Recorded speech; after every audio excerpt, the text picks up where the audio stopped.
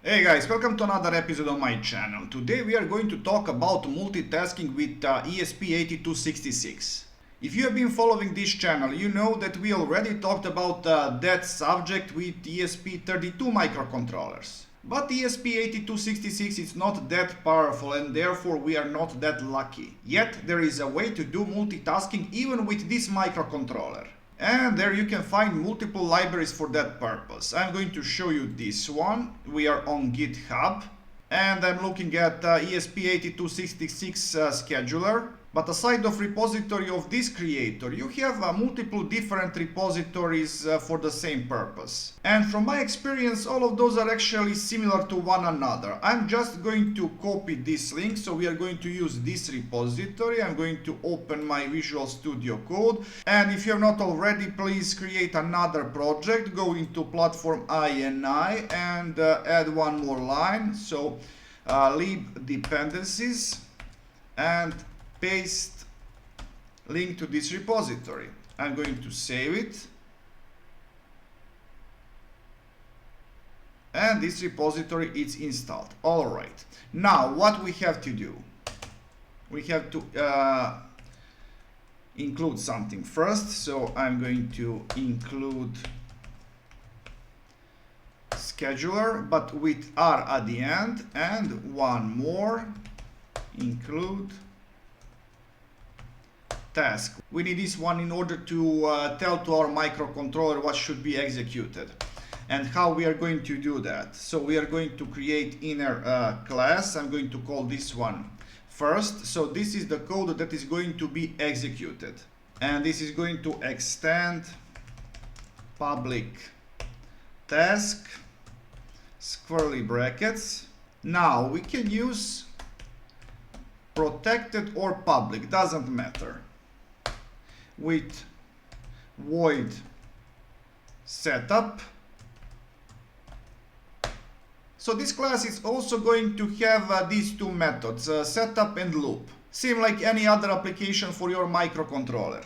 And it works in exact same way, except if you define something in void setup, you don't have to redefine or reinitialize it in another void setup. So in this void setup, I'm going to say serial dot begin with baud rate of 9600, and I'm going to be able to use this serial with these classes too. And I said classes because I'm going to create one more. So in here what I'm going to do, I'm going to use serial first to print one empty line, because this is going to be first thing that we are going to print. I'm going to copy this. And first from the setup. Another function, of course, is going to be void loop. So same as with any other application, we are going to execute what is in setup only once, and this what is in loop is going to be executed continuously. So in here I'm going to print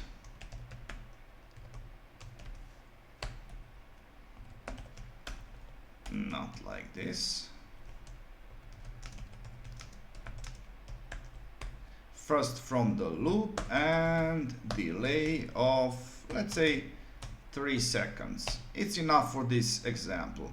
And what else we can have? We can have private, and I'm just going to create one variable, integer counter, set it to 0. Just for the purpose of example, I'm not actually going to use this counter for anything. So I'm going to copy this class, and second one I'm going to call second. But what we have to do, we have to provide name in here and semicolon at the end, because in here both type and class it's named first. So now I'm going to have second class, second in here, and with void setup I'm just going to delete this code from void setup, and in here second from the loop, and in here I'm not going to have private, and instead of protected I'm going to use public. All right, now in order to initialize these two tasks, what we should do, type scheduler dot start, and now address of first task, I'm going to copy this, start second, and scheduler dot begin. And we are not going to have anything in our void loop. Okay, I'm going to save this code, I'm going to build it, and I'm going to upload it to my ESP8266 microcontroller. Alright, I'm going to open my serial monitor. Let's see what we are going to have. Okay, we missed one. I'm going to restart my microcontroller.